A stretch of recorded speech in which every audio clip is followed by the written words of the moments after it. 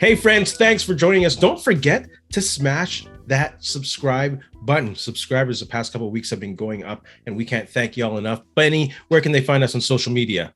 Yeah, you can find us at Ray Benny Sports. We're on Twitter, Facebook, Instagram, everyone's favorite TikTok, also on Reddit now. So check us out there. And don't forget, rate us, leave a comment, even on your favorite podcast subscriber. We got lots to talk about. We got some Winnipeg Jets talk, NHL talk, NFL talk, all kinds of hot topics. But let's start off with some CFL talk. Let's start off with some Blue Bomber talk. We got some great response last week to a question that we had of who was the best receiving core. And that was in response to the signing of Kelly Lawler and Rasheed Bailey. Did you say Kelly? Did I say Kelly Lawler? I think so. Kenny Lawler? Rasheed Bailey. It's early in the show. You always got to get those out of the way. So then we decided, let's talk about the secondary.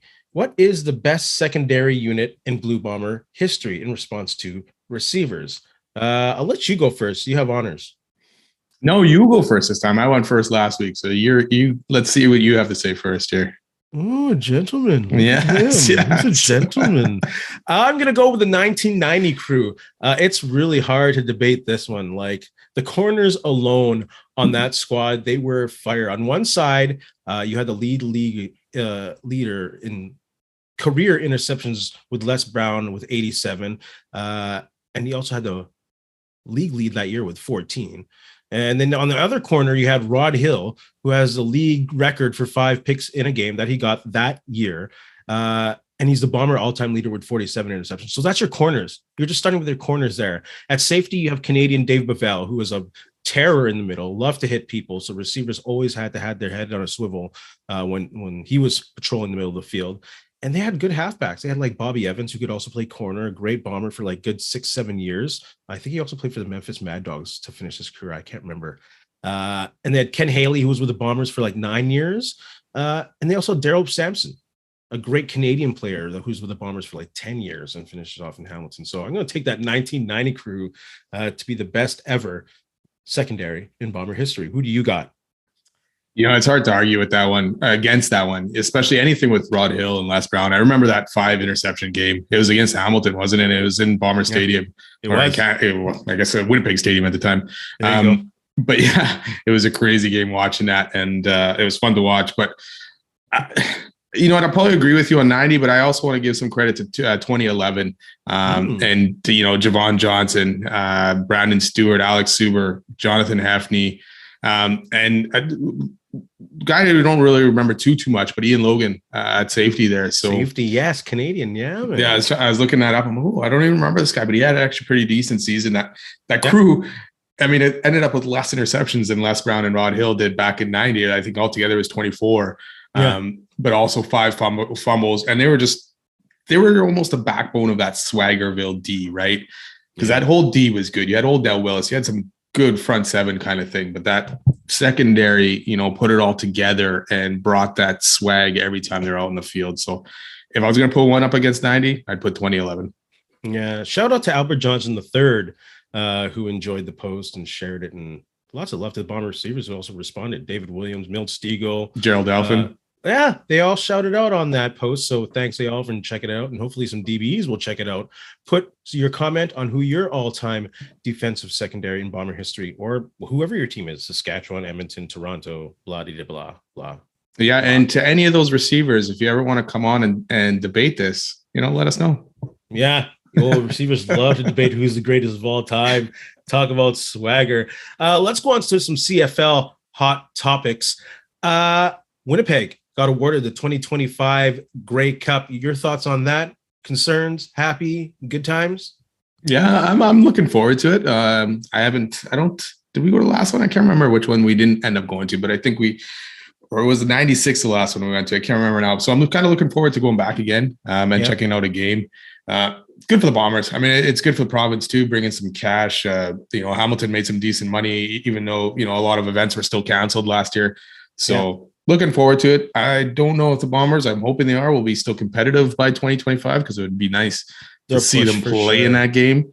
Absolutely. So at home. That would be crazy. I was at the last one with a Doll fan, and it was a good time. But the only concern I have is the size of that stadium, and when you have all those people in there. I hope they have that game without any temporary seating at it, because that was a boondoggle, especially around halftime. It's like it took the whole halftime show and like half of the third to get back to our seats, because you want to walk around, you want to feel the vibe, you want to see people at Grey Cup. You don't want to sit and watch a show the whole time. At least I don't. So that was my only concern. Too many people in those small corners. That's hard enough in playoffs or Banjo Bowl to walk around, never mind during a Grey Cup. So please don't bring any extra seats in. I know you need to. I'll pay $10 for a beer and $10 for one of those nasty ass hamburgers if y'all just keep the capacity as it is. That's the one thing of those concourses, eh? They're too skinny. So it's like you take forever to get around, and then sometimes you're waiting in lines. The lines just take up half the concourse sometimes too, right? So you're trying to get around that. Yeah. And when you're walking, you get to know people. Yeah, it's fun. I always used to love that, walking around the stadium, the old stadium, just to walk around, check things out between quarters or half, kind of thing. Then you go back to your seat and you run into people here and there. Yeah, it was a good time. It's really hard to do that here. Yeah. And our seats were near the rum hut too. So you're not getting through there. Yeah, it's hard to get out of our seats, never mind around the stadium.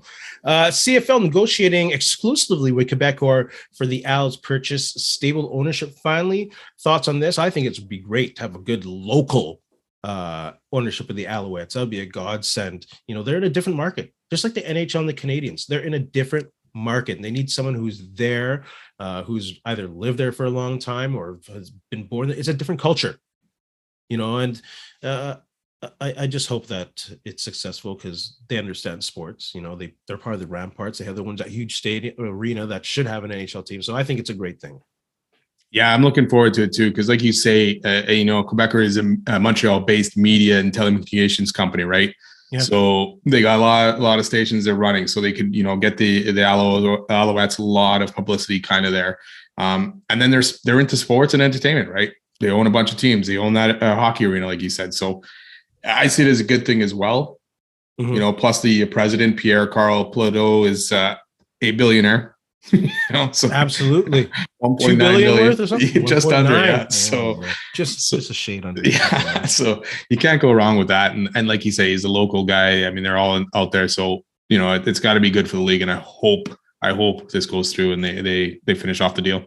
Yeah, and I know I've been hard on Danny Machocha for the past year and a bit, especially with the Kahari firing, but he'd be a perfect fit under this new ownership. He is from the region. He understands the culture. He coached at the University of Montreal. So I think it'd be a great group of folks to move forward with the team. Because we talked about how much we want success in Montreal, and I think this would be a good first step. Well, you can't get to 10 teams if you got places struggling again, right? We've talked about BC and Toronto. BC looks pretty good. Hopefully Toronto can get some stable footing, but at least if Montreal can get some stable ownership, then you can maybe look at adding that 10th team somewhere. I don't know where. I don't know if the Atlantic's still going to work or not, but it'd be so nice to have that 10th team. Yeah, like stable ownership is one thing, but ownership that goes out and gives a damn. Like Toronto has the most stable ownership financially in the league. They have Maple Leaf Sports, and they don't give a damn about the Argos. No. In regards to promoting, last time I was in Toronto, you barely saw anything about them. But the Raptors and Leafs and Valor, TFC are all over the place. So you just need an owner who gives a damn, and I think this Quebecor ownership group plus that president give a damn, owner, whatever. Which is funny in Toronto because the Argos are the only ones that have won. I mean, besides the Raptors lately, are the only ones that have won anything. Toronto FC, it's been a while now since they've won that championship. Toronto's, Maple Leafs has been quite a while. So it's been a while. Yeah, it's been a while. Your boy Derel Walker signed with the Roughriders. Can he rejuvenate his career? Does his career need rejuvenation? What are your thoughts on that?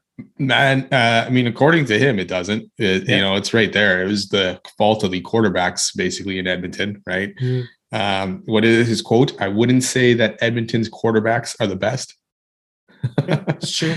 Yeah, which is true. But I mean, I remember watching him last year, and he was dropping balls way more than he used to, kind of thing. Yeah. So his numbers declined, but he hasn't. So he said he's looking forward to getting back with Harris. So I think it could rejuvenate his career because I don't think he was very good for the last couple seasons. Not, and he still had good numbers, but not Derel Walker good. He was a game breaker, right? So we'll see. I think he can do it, but at the same time, I don't think he's going to put up the same numbers he was a few years ago. Yeah, I think he's still a great receiver. I wouldn't be surprised if I saw some gas in the tank. Can he do it in Saskatchewan? No, I don't think so.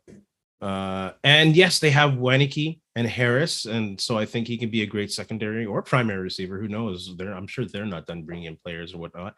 But with that O-line and that new Kelly Jeffrey is our offensive coordinator, they have the same people in place, so it's probably going to be kind of the same system. I don't see him having a great year, and not because of his abilities or talent, but because of what he's surrounded by. Yeah, well, still, it's because I guess he has a relationship with Trevor Harris from when he was in Edmonton before, so it's not like Winnipeg over one. But I don't know. I'm not confident in Saskatchewan. How's that O-line? Yeah, it was terrible. And Harris, for the most part, was good on the shorter, quicker throws in Montreal last year, not the plays that developed long time. So Derel Walker to be that game changer likes to get that open field. So we'll see. Yeah. But yeah, that's the biggest thing is it's still Saskatchewan. It's still a bit of a mess there. And, you lost a bunch of receivers. You're bringing in a couple other ones. And Derel Walker hasn't always been the greatest teammate either, and that was part of the problem in Saskatchewan last year too. Guys fighting with each other, guys being individuals like Marino and all that crap. So no, I've said it a million times already on this show, podcast, whatever. O'Day and Dickinson are in trouble. They're in trouble. And it's not like Craig Dickinson's an offensive guru that this Jeffrey can fall back on. If he fails, they're going to fail hard. Andrew Harris, one more year. Good thing, bad thing? Strive for 5, he says. It's not a bad thing. Not a bad thing for the league at all. Good for him to try and get that 5th ring if he can. It sounds like he'll be more in a backup role as Toronto actually paid AJ Ouellette pretty hefty, over $100,000, for the season. So I'm kind of interested to see what Harris ended up with a contract here, or if he finally realized, hey, I can't put up the same carries as I did in years past, right? His body's not going to hold up, doing 20 to 30 carries a game or anything like that. So, yeah, well, even if it's if Ouellette gets like 150, 170, it could still be a 2-back system. Oh yeah, I expect Harris to still do some damage, but maybe in that 5 to 10 carry range. Or the odd game he'll get up higher, but for the most part, he'll stay in that low range. So yeah, surefire, great insurance backup plan. Yeah, and then you know what, he gets to come back to Winnipeg hopefully and play. They play at IGF in September 29th. So hopefully he's around and healthy, and it'll be a good game. Yeah, proper goodbye. Let's go on to the Winnipeg Jets. Let's beat the Oilers. Lost against the Sharks. So let's start with the first question. Was the win against the Oilers a sign of a turnaround, or was it a flash in the pan? Before even the game got played tonight, this would have been my answer. I was going with flash in the pan. I need to see still more out of this team. And obviously tonight we didn't get it again. And then you can go, yes, they outshot San Jose. They had a great game and Reimer stymied them, but you got to be able to score, man. I mean, it's a good thing you played Campbell there on Saturday because he was letting everything in, right? Yeah, absolutely. That's the thing. Even Friday against Skinner, they scored too late, but they only had a goal basically in that game. So they're still struggling defensively. They're giving up a lot of chances. Edmonton seemed to have their way. And Helly's still let in a lot, but he actually made a bunch of saves too. And especially late in that game. But you're not going to get by with that kind of play. It's absolutely a flash in the pan. It's a flash in the pan. This is a one-line team with zero identity. You know what I mean by zero identity? Like when the Jets played Nashville, we keep going to that series where they were the best that they ever were. And they were. That's the best 2.0 has ever been. They were that big, fast, unrelenting team that played a brand of hockey that would punish the opposition, and they'd sacrifice themselves to do so. And it's not like they had huge scoring from the third and fourth line. But you knew that guys like Perreault, Lowry, Kopp, Armia, they were on the ice. You knew their presence was there. They don't have that. There's no identity with this team. The acquisitions at the trade deadline, Niederreiter scored a goal, great. But it's not a team that's in pursuit of a championship. It's a team that hopes to make the playoffs, and they'll be happy. That's what it seems to be. That's what it seems to be. I take that too from the front office and from the coaches, the owners. It's like, okay, let's just get to the playoffs and we'll be happy. That's a successful year for us because everyone expected, and they probably expected themselves too, to be out of a playoff spot by now, even, right? So I don't know. Can you really have that attitude of, hey, I'm just happy to be here in the playoffs? Like, you knew full out that you needed some more scoring on your top nine. There's guys like Domi, Van Riemsdyk out there, and you don't even make a deal for him. You make a deal for another defensive forward in Nemestikov. He's not going to score. And he's got 6 goals. His days of scoring or putting up goals are over. So I agree with you. There's no identity. There's nothing. There's not enough fight in this team to go and lose to a game to a San Jose that basically, sold off everything they could and would have sold off Carlson if they could.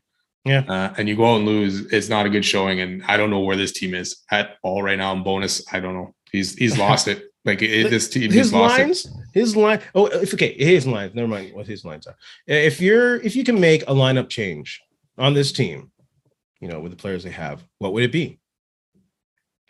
Well, I mean, besides, I'd like to see some of the young guys in here at this point, but they're all in the WHL, so you can't even bring any of those guys like Lambert and Lucius is hurt actually. So it's hard to pick with that one lineup change, but for me, it almost, if you can get Ehlers kind of going again, like figure out what is wrong with the guy and build him up instead of, lack of minutes and all that stuff. Yeah.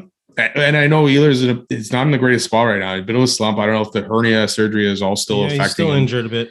So he's not getting there offensively. He had a nice setup tonight, an assist tonight. But if you could figure him out, I think that would be the biggest piece you can insert in this lineup right now. Yeah. I agree. They got to find a way to get him going. And I think the hernia does still have something to do it, but he even admitted himself that he needs to bring a bit more of his A game. So I don't know what the solution is to be. He's played almost every line on this team from first to fourth. So he's just getting a lack of minutes. 10 minutes, basically a game right now. Like Lowry is getting more minutes than him right now, which he finally scored the other day, but he's been struggling in that department. If I can make a change, this is a throwback from last season. I'd move Wheeler to center of the third line and move Lowry down to the fourth. Let's spread it out a bit. We know Wheeler can play center, especially at minimal minutes, not minimal, like 10 to 15, whatever he play on the third line. We know he can play the defense on that. He's a decent face-off guy, and it also put Lowry down.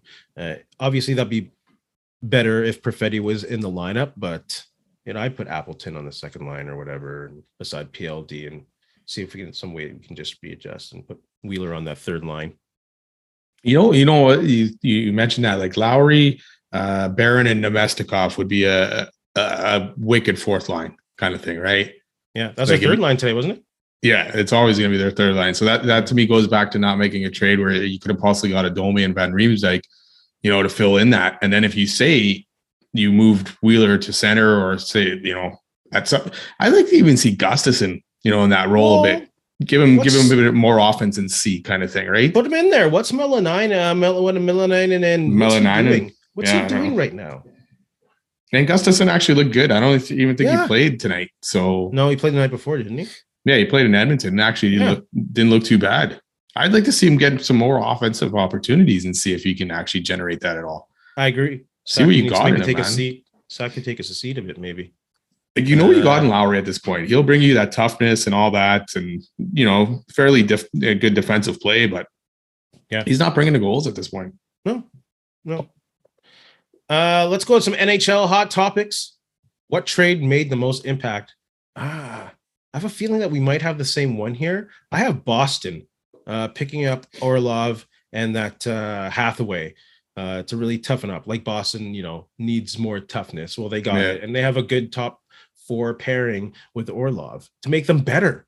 And then they have Hall and coming back from the LTIR. Yeah, the LTIR. Yeah, what a great thing that is. So I'm going to take that Boston move. That was a great move, and they barely gave anything up for it. So I like that too, and I like the addition too of Tyler Bertuzzi there in Boston.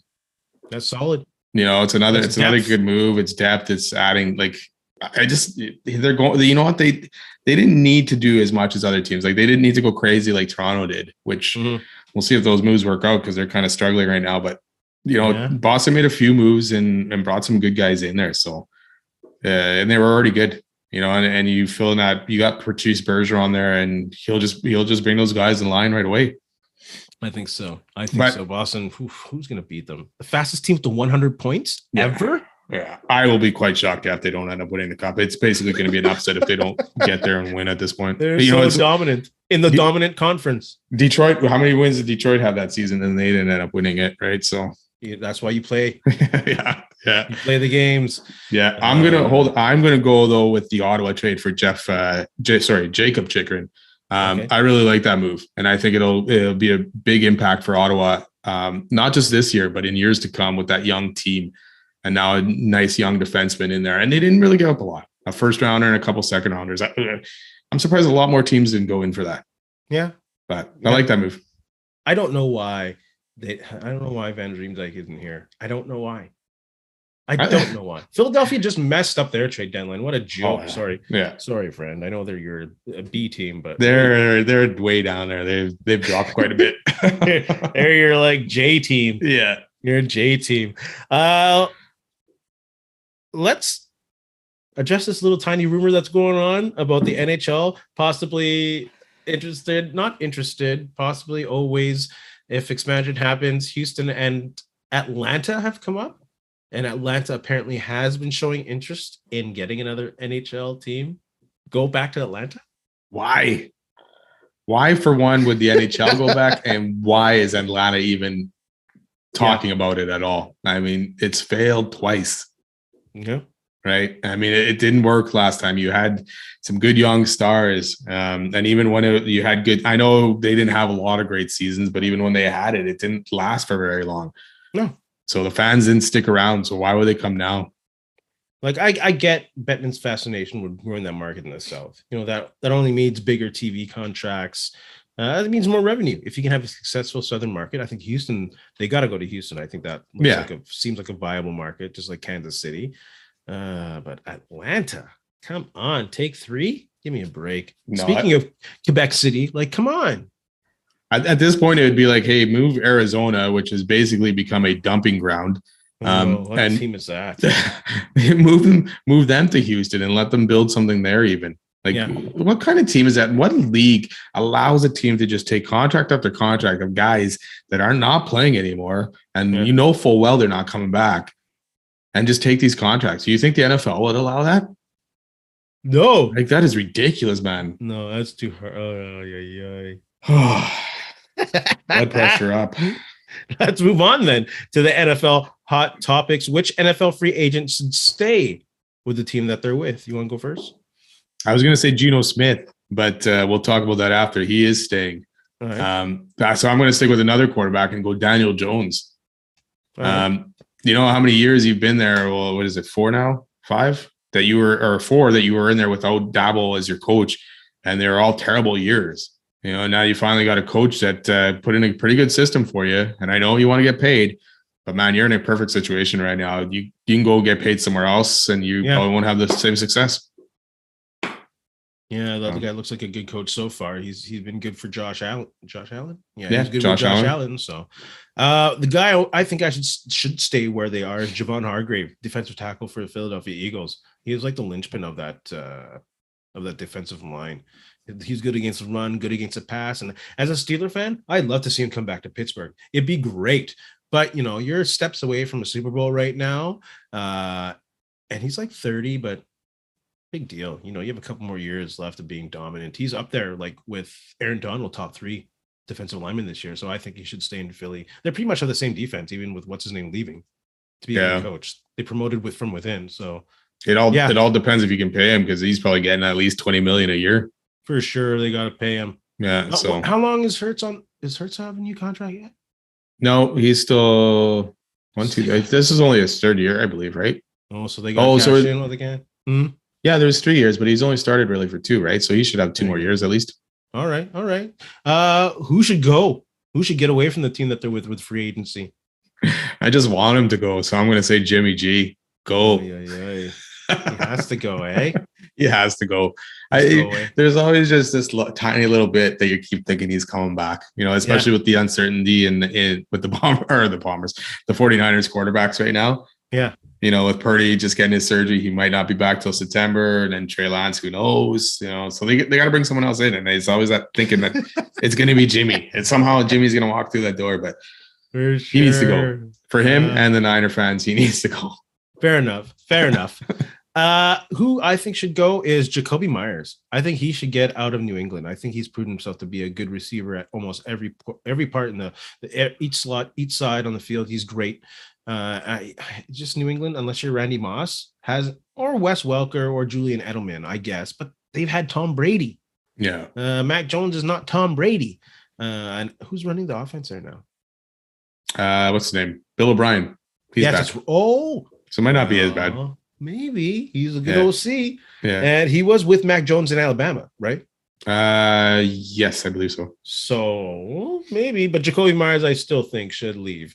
If he can go to the Chiefs or even the Cowboys. Go Packers if Aaron Rodgers stays. Go Packers if he goes. Who cares? Jordan Love's going to be awesome. No, Aaron Rodgers. You had to mention his name, eh? Go to Ravens. Go Lamar Jackson if he stays. Let's talk about Lamar Jackson. Ravens considering putting the non-exclusive tag on Lamar Jackson. Is that a good idea? When I first thought of it, I'm like, yeah, that's a good idea because then you kind of, the situation gets resolved. Either he signs somewhere and you match it, or you let him go and you get 2 first-rounders. But then I'm thinking 2 first-rounders is not really worth it.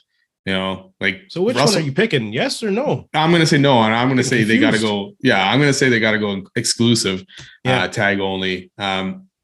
Russell Wilson pulled in such a haul last year. 2 firsts, 2 seconds. I know he won a Super Bowl, but he's past his prime at this point. Yeah. Lamar still got it, so I would think he could get at least that haul and maybe a little bit more. Yeah, So I think the Ravens, if they're smarter, they got to go with exclusive tag, whatever it is, $45 million, fully guaranteed. And then either try and sign him or trade him. Oy.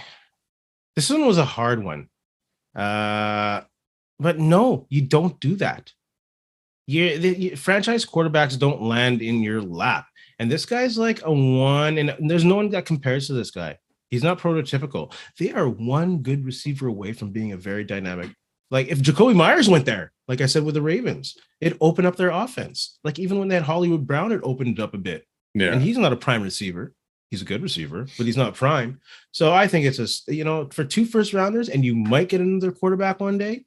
No, you go with what you have right now. You pay him the guaranteed money. If Daniel Jones is going to get $45 million, you pay this guy proper, because quarterbacks like this don't fall from the sky. You just got to go. You got to do.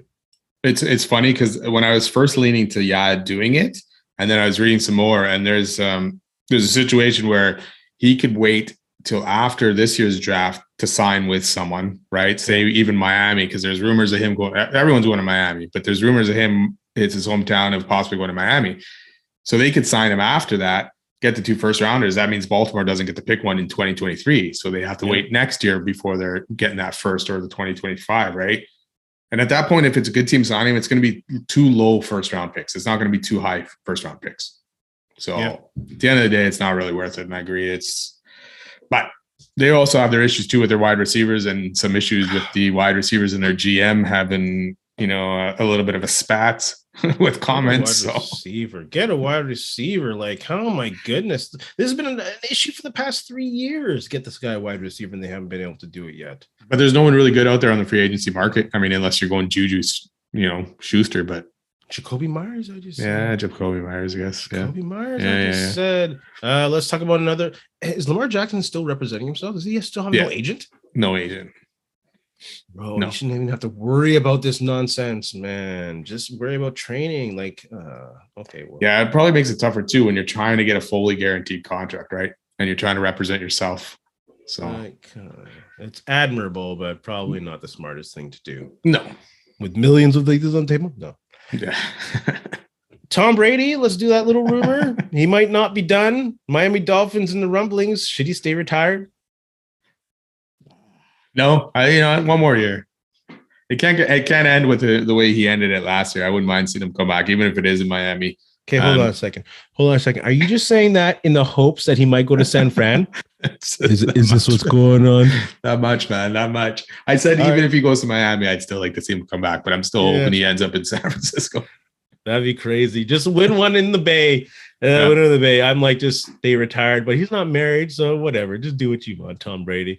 Come back. It'd be a great sports story. Win an SB, win NFL Comeback Player of the Year because you were retired and then came out of retirement and win it. Whatever. It's got to end better than what it did last year. So, Benny, any transactions to report? Yeah, so 2 quarterbacks signing, one with his own team, where we talked about him earlier. Geno Smith is back in Seattle. 3-year deal, $100 million contract.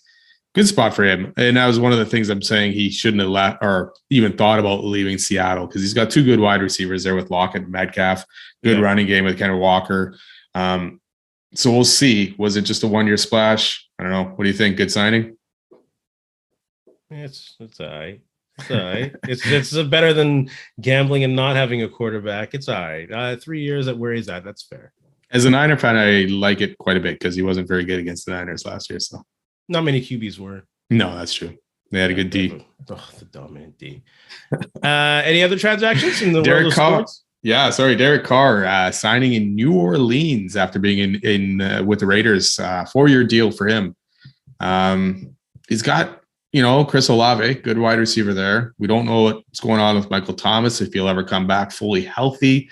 Yeah. Alvin Kamara is going through some court stuff. Could get charged, could get suspended. So, then he also got Taysom Hill and still Jameis Winston there. What happens with those guys?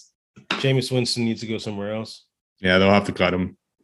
If he wants to sign $10 million in Pittsburgh, come on down. You got any shout outs?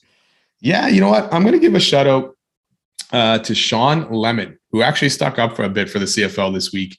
When asked, could you have gone anywhere else or played anywhere else or thought of it? And he's like, no, not at all. He goes, I'm happy in the CFL. He said even a few other leagues reached out to him, and he's like, in his mind, he loves Canada. He loves playing in Canada, and that's the only league he takes seriously. So good to see that from. I know he's a veteran guy. He's been around for a long time. So you're thinking, okay, the other leagues maybe didn't want him, kind of thing, because he's older. But he could have still made an impact anywhere else, and he's going to come get back in the CFL with the Lions next year. So shout out to him. Lemon. Yeah. I said some stuff about him on Sean Lemon, online. Not bad stuff, but he corrected me. I'm like, man, I don't mess with that guy. So shout out to Sean Lemon. Shout out to stay in the CFL. Ottawa Red Blacks hiring Nadia Ducour as offensive quality control coach heading into the 2023 season. She is a second ever full-time female coach on a CFL franchise. Originally from France, she played flag football and rugby, and was involved with the France Federation of American Football. And then she moved to Saskatchewan to learn the Canadian game. That's kind of crazy. So she's coaching with Ottawa. So congratulations. Shout out to Nadia Ducour. Right on. Benny, anything to say to our friends? You know what? Just thanks a lot for listening. Don't forget, subscribe, follow, and leave us a rating on your favorite podcast provider. Yes, and hit that subscribe button down here on YouTube. Leave us 5 stars. Leave us a cool little rating, a sentence, a little haiku poem, whatever you want to do. And from the famous words of Ed Whalen, in the meantime, in the between time, that's it. Another edition of Ray and Benny Talk Sports. Cut. So John Morant's being investigated by the police, apparently. For flashing his gun on Instagram Live. Was it worth it? No, not at all. I mean, what are you doing, man? Like, just the videos we've seen of him this whole past week or few days. I don't know. Probably it's like days. It feels like a week. But I'm just like, dude, what are you doing? He had it all. Like, why are the Grizzlies trying to be all hard and this guy's a leader, all pointing a gun in a nightclub? What was the original thing though? He went to his mom was having trouble at the mall though too, and he went with a posse there or something like that. Beat up some kid. Yeah, smashed the security guard. Slapped the security guard, I think. Man, like, what's this guy's flushing it down the toilet because he wants to be a gangster. Hey, friends and neighbors, don't forget to check us out online on Facebook, TikTok, Instagram, and Twitter at Ray Benny Sports. And don't forget to check out our YouTube channel. Leave a like, leave a comment, tell us what you think.